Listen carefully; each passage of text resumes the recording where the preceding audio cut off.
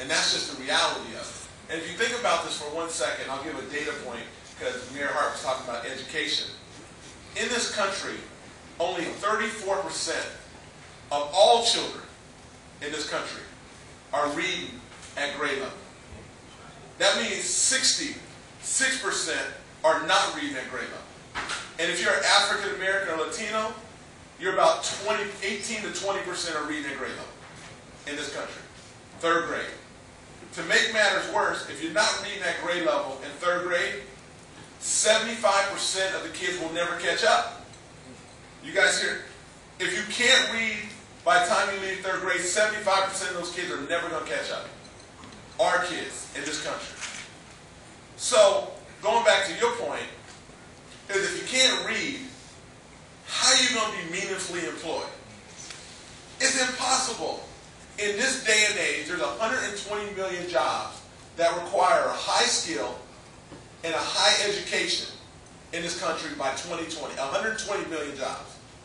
In this country, we're only able to fill 50 million of those jobs. 70 million are going to be filled by kids and families or people from China and India. These are real data points.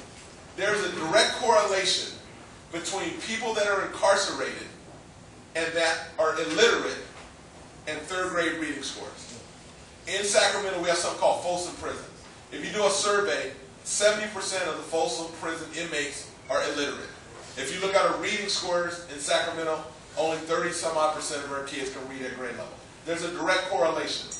There's 3 states in this country that are building prisons based on 3rd grade reading scores. You can't make this up. These are brutal facts. Now let's go back to race relations.